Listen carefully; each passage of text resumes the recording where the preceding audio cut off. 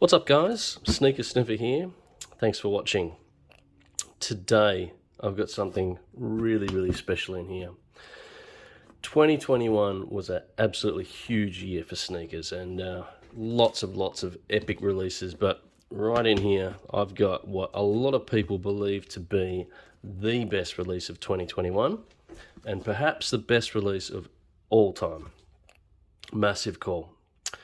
Before I get into this, so I actually wanted to call out a few absolutely fantastic releases from last year that could easily have been in here but didn't quite make it. The first one is the Jordan 1 A Ma Manierie. Now, premium leather, snakeskin accents, a really luxurious feel, a classic shoe, great box design as well. And a mainstream release and reasonably easy to get a pair of. Now, the resale prices were around about $580 to $600 US pre-launch, and then they settled to around $350 to $400 at the moment. And it's pretty steady, but it doesn't really look like it's going to be a $2K plus long-term sneaker. I can't see it getting up to that value, but yeah, maybe in 5+ years' time. You never know. Second one I want to highlight, could have easily been in this box here, is the Travis Scott fragment collab of the Air Jordan 1 High. Now, that was absolutely fantastic. Another great box design. Now, middle of 2021, old mate Travis could do no wrong, right? He was absolutely flying, and teamed up with Fragment, and we had absolutely huge hype. Couldn't have got any higher, and so we saw another Travis Scott release with similar designs. I mean, he's done similar stuff. Wasn't a massive change from his recipe. Bit of a rinse and repeat with a fragment collab touch. Now, those were released for around about $3,000. Huge, massive dollars pre-release, and then a lot of hype, obviously, and then you can still get them for around about 3,000, maybe a touch over. Seen them up around the $3,500 US dollars. That's a lot of cash for a pair of kicks, but you know, that's fine. Maybe it's just me, but if I bought them on StockX last year and they were only still worth what I'd paid for them, I'd be pretty annoyed. And then the last ones that I think could have easily been in here as well were the Jordan 2 Off-Whites in the white red. That was a absolutely kick-ass pair of sneakers. Now, they ticked a lot of boxes from the colorway, an original colorway. Obviously, they had the GOAT's printed signature on them. That was a fantastic touch. They had the Wings logo, and for originality, they replicated that aged look along the midsole cracking, which combined with a great box design as well, which we expect from Off-White. That was an absolutely cracking pair of sneakers. Now, these came out in early November, and immediately they were reselling for around $850 US dollars. Now, unfortunately, Virgil passed away in November, and then those prices just went through the roof. They went up to around $1,400, and they're around about that price now. So it's been a few months. The price is pretty stable. It's not really going up, and considering that jump in November, I can't see them going up too much more either. Now, with all that being said, it's time to get stuck into this one right here. Now, I'm absolutely pumped to get my hands on these. I've got to tell you, these are absolutely beautiful. Now, if you know your sneakers, you'll know immediately what's in here, just based on the lid. All right, let's take them out and have a look. All right, here we go. Yep. You know what's in here. You can see the box design with the stars.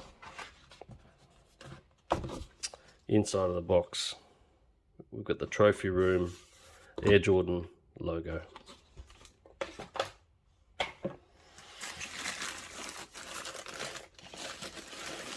There we go.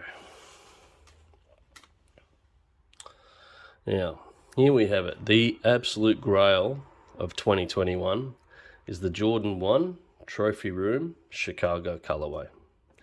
Now, this was released in February 2021, and in a lot of people's opinion, this is an absolutely perfect shoe. I'm going to give this a beautiful big sniff. Oh yeah, that is just brilliant. All right, what we've got here is the classic Chicago colorway. We've got the white quarter, tongue, and toe box. Then we've got the red across the heel, across the collar, and then down across the upper, and then across the mudguard here at the front. Now that is the classic Chicago colorway. And there are a few features here that do set it apart, obviously. Now, to tie in the theme here of the 1985 All-Star Game, where I guess some of his peers would have regarded the GOAT as having tickets on himself. So some of the old guys decided not to pass in the ball. Yep, cool story, I get it. Part of NBA folklore, but how does it tie in to the shoe? Well, the tie-in is in a few places. Here is the sole, right? This is the outsole here, and it's translucent. You can see through it, but what you see underneath here is some all-star red and blue stars. Yep, nice. Now, there is a touch of shine. There is a touch of shine to the red leather here. It's got a bit of a sparkle to it, which is kind of a nice touch. Makes it look a bit special. It's not necessarily over the top, but it actually does make it stand out really nicely when on display. Now, the stitching on the inside of the collar here, you guys can see that. Rumour has it, that's a bit of a reference to the All-Star Game, where rumour has it that the other players aren't necessarily going to pass the ball to MJ. That's a nice touch too.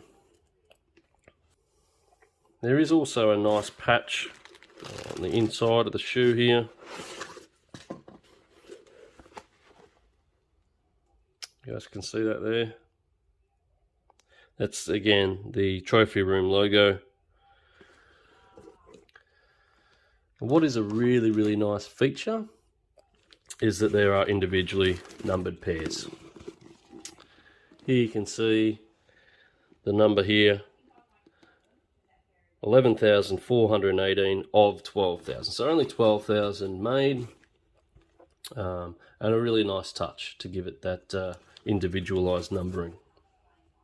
On the other shoe, on the right one, what we have is a reference to the All-Star date, the date of the All-Star Game. And again, the stitching there as well. Then on the heel here, on the lateral side of both pairs, what we have is a printed signature of the GOAT himself. That's the cherry on top, in my opinion. And it's the culmination of all these features that really takes this shoe over the top in comparison to some of the others I mentioned earlier. Now, we're all aware of the controversy that surrounded these when they were initially released. I get it. To be honest, it was an absolute cluster, no doubt about it. But in time, I think that'll be forgotten, and I think what remains is an absolute gem of a sneaker. Absolutely perfect. And these went for around $3,500 US dollars at launch. And after that, there was, it died down a little bit. It's more around like $1,700 at the moment. And that's been about a year, right? And it seems to get harder and harder to find a pair of these online, but still available. You can get your hands on a pair of these for around $1,700 right now. but there are less listings on eBay, so it wouldn't surprise me to see these go up in value as the listings drop off. Demand will still be there, but I can see these going up over 2K over the next year or so pretty comfortably. Even at $1,700 right now, they're still a solid buy. They're not going to go down in value. So investing in sneakers is not a bad thing. They're going to go up in value.